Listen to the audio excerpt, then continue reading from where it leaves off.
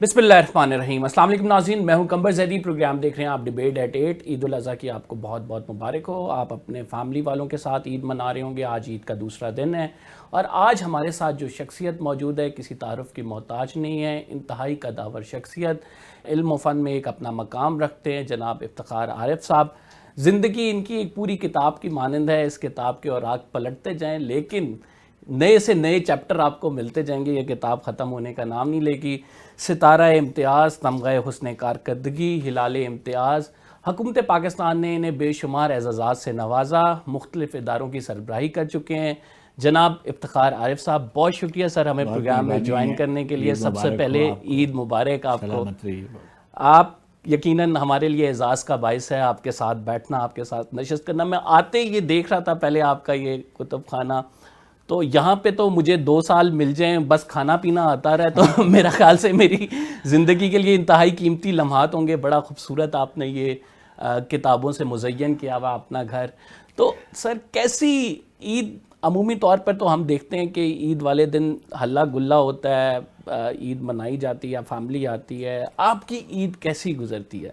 اس میں عید کے بہت سے مرحلے ہوتے ہیں، عمر کے مرحلوں کے ساتھ عید کی تبدیلی ہوتی رہتی ہے۔ جب ہم چھوٹے ہوتے ہیں، بچے ہوتے ہیں، تو والدین ہمارے مرکز ہوتے ہیں، محور ہوتے ہیں، اور ہماری عیدی اور ہمارے دوست اور ہم کیونکہ ایک غریب طبقے سے تعلق رکھتے تھے، تو ہمارے ہاں کپڑے وغیرہ عید کو نئے کپڑے اور جوتے اور ٹوپی وغیرہ وغیرہ خریدی جاتی تھی۔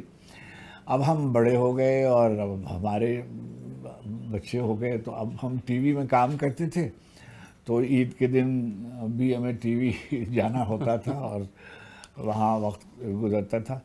اچھا، اب یہ ہے کہ دونوں عیدیں اب مختلف ہو گئی ہیں عمر کے اس مرحلے میں۔ ہماری پوتیاں ہیں، نواسے نواسی ہیں، تو لیکن وہ سب ملک سے باہر ہیں، اور جو کچھ بچے ہیں، دوست ہیں جو کراچی میں، یہاں دوستوں کے گھروں پہ آنا جانا رہتا ہے۔ ہمارے بعض بزرگ جب حیات تھے تو ان کو قدم بوسی کے لیے جایا کرتے تھے۔ اب رفتہ رفتہ وہ سب رفتگاہ میں شمار ہونے لگے، اور لوگ آتے رہتے ہیں، شاعر، ادیب، دوست مختلف، اور میرے خیال میں جو یادیں ہوتی ہیں سب، ہمارے ہاں پرانا طریقہ ہے کہ جب عید پر اور خاص طور پر شب برات، ہم تو شب برات ہی کہتے ہیں، جی جی، کہ اس کے موقع پر ہمارے ہاں بزرگوں کو اور جانے والوں کو یاد کیا جاتا تھا۔ قبرستان جایا جاتا ہے بالکل۔ نماز کے بعد، یا نماز یعنی عیدگاہ سے پھر اس طرف نکل جانا ہوتا تھا۔ یہاں ہمارے دوست عزیز وہی ہیں، شاعر اور لکھنے پڑھنے والے۔ وہ ہم جو 2 اداروں میں ہم کام کرتے رہے، مقتدرہ قومی زبان میں ہم رہے بہت دیر، اور اکادمی ادبیات پاکستان میں، تو یہ دونوں ادارے جو ہیں وہ قبرستان کے بالکل قریب ہیں۔ اور ایک زمانہ تھا کہ جب ہم یہ جو مقتدرہ کی موجودہ عمارت ہے، یہ میرے زمانے میں تعمیر ہوئی تھی، پہلے ہم ستارہ مارکیٹ میں ہوتے تھے، تو ہمارے یعنی جہاں پر صدر نشین کا دفتر تھا، اس کی اگر آپ کھڑکیاں کھول دیں تو وہ بیچ میں بیکن ہاؤس، اب آ گیا ہے اسکول، لیکن پہلے یہ میدان سا تھا، تو وہ میدان تھا۔ قبرستان نظر آتا تھا۔ اور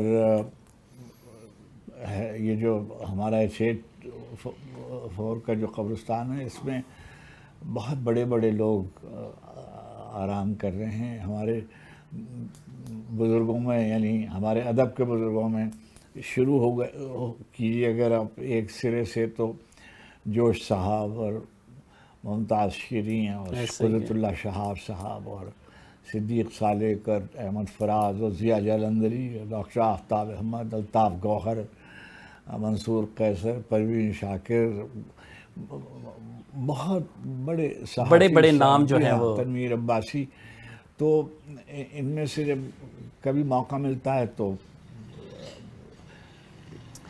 جانا ہوتا ہے وہاں، یہ وقت ہوتا ہے. پھر ہمارے ہاں لوگ دو نوجوان دوست، اب میں شاعروں میں اور ادیبوں میں اب ہم 2-4 لوگ ہیں جو عمر کے اعتبار سے ہمارے فتح الملک صاحب ہیں، سینیورٹی پہ ہیں.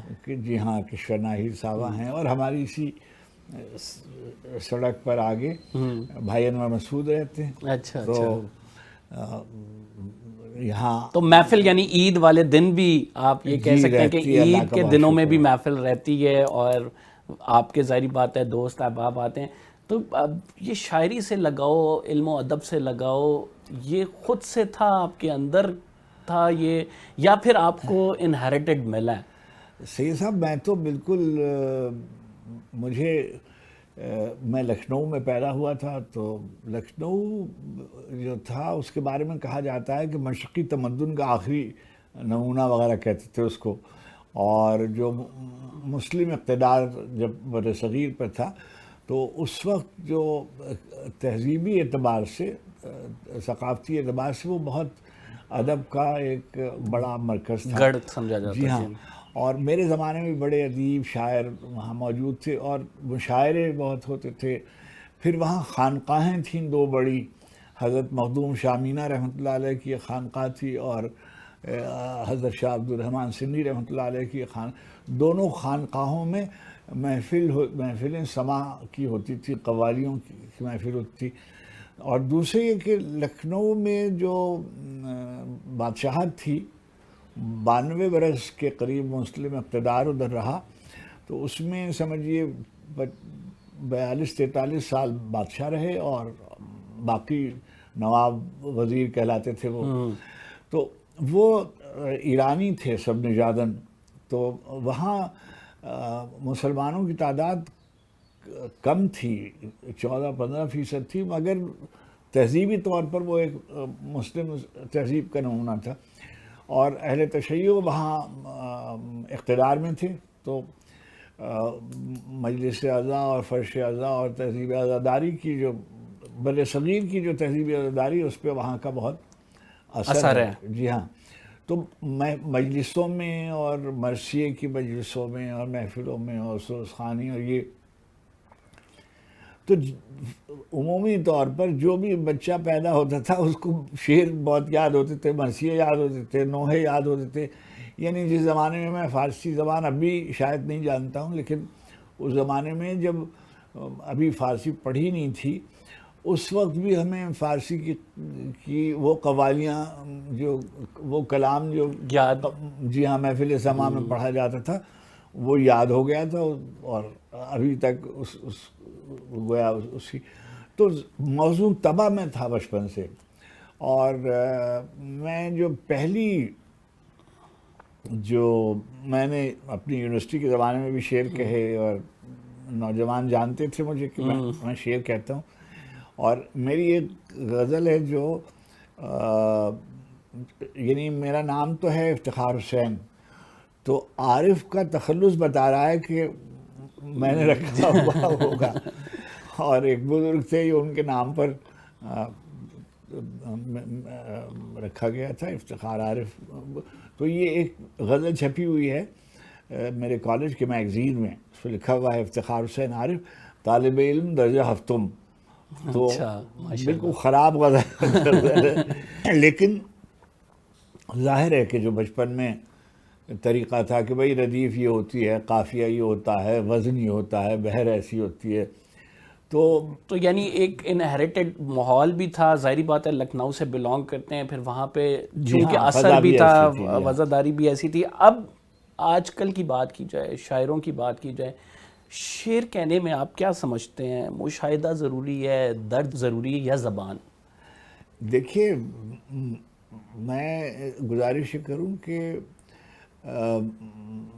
جو ہمارے بڑے جو مصوری کے بڑے تھے، ان کا یہ پکاسو کا یہ کہنا ہے کہ ہر آدمی جو ہے وہ اندر سے آرٹسٹ پیدا ہوتا ہے اللہ کی طرف سے، لیکن آپ کو پتہ نہیں ہوتا بعض اوقات کہ آپ کے اندر کیا کیا صلاحیتیں چھپی ہوئی ہیں. جی ہاں، آپ مصور اچھے ہو سکتے ہیں، آپ موسیقار اچھے ہو سکتے ہیں، آپ گلوکار اچھے ہو سکتے ہیں، آپ شاعر اچھے ہو سکتے ہیں. تو سب کے یہ ودیت ہوتی ہے. پھر آپ محنت کرتے ہیں. اور شاعر کے لیے جیسے فضا ضروری ہوتی ہے، اور چنانچہ میں جیسے میں اگر فرض کیجئے کہ میرے اطراف کیونکہ مشاعرہ ہو رہا تھا اور میرے اطراف مجھے معلوم تھا کہ جعفر علی خان اثر صاحب یہاں رہتے ہیں، یہ میر انیس کا مزار ہے، یہاں پر میر تقی میر کا مزار ہے، یہ سودا کی قبر ہے، یہ ناسخ کی قبر ہے، یہاں سارے ہی لیجنڈز جو ہیں جی ہاں سب، اور جو زندہ لوگ تھے یعنی مجاز اور جوش اور اثر یہ میرے زمانے میں حیات تھے اور شعر کہہ رہے تھے.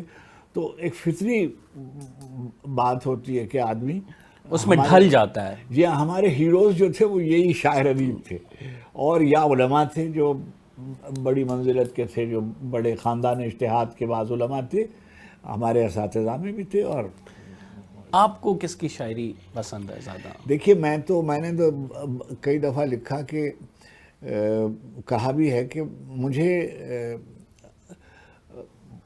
ایک طرح کا شاعر ہمیشہ نہیں پسند. یعنی مثلا میں کہوں کہ مجھ کو میر صاحب بہت اچھے لگتے تھے. اب اس لیے اچھے لگتے تھے کہ بیت بازی ایک ادارہ ہوتا تھا، اور اس بیت بازی کے سلسلے میں ہم شعر یاد کرتے تھے، اور تو میر تقی میر کا دیوان جو تھا وہ آسانی سے فراہم ہو جاتا تھا اور سمجھ میں جیسا تیسا آ جاتا تھا. غالب مشکل تھا، اقبال مشکل تھے، انیس آسان تھے. تو یہ اچھا پھر ظاہر ہے کہ جب آپ 20 برس میں کوئی ایک شاعر اچھا لگتا ہے، جب آپ جوان ہوتے ہیں تب آپ کو کسی اور طرح کی شاعری اچھی لگتی ہے، جب آپ کی عمر ہو جاتی ہے تو پھر آپ کہتے ہیں کہ نہیں غالب تو بہت اچھا شاعر ہے. جب آپ پڑھ لکھ لیتے ہیں تو آپ کہتے ہیں کہ بھئی یہ جو اقبال ہیں یہ تو بڑے شاعر ہیں. تو وقت کے ساتھ ساتھ مگر یہ جو میں نے اپنی شاعری کے سلسلے میں کہہ سکتا ہوں کہ میں نے ان لوگوں کے یعنی یہ میں مشورہ نہیں دے رہا ہوں، شعراء کو مشورہ نہیں دینا چاہیے، لیکن میری تربیت میں ان بزرگوں کا بہت ہاتھ ہے. میں نے ان کو پڑھا، کیسے شعر لکھا جاتا ہے، کیسے موسیقی کا ساتھ دیا جاتا ہے. جیسے کہا گیا، اب جیسے فیض صاحب ہیں ہمارے، اب آپ کے وہ میں نے پیچھے دیکھی ہے، میں اس کا حوالہ دینے لگا تھا. اچھا انہوں نے ایک بات کہی ہوئی ہے. ایک چھوٹی سی بریک لے لیتے ہیں ہم سر، پھر ہم اس بریک کے بعد آتے ہیں. تو آپ کا فیوریٹ شاعر، 3 شاعروں کے نام ہم آپ سے پوچھیں گے. آپ کا فیوریٹ شاعر کون ہے ان میں سے؟ ناظرین ایک چھوٹا سا بریک لیتے ہیں. We will be right back after this short break. آپ کہیں مت جائیے گا.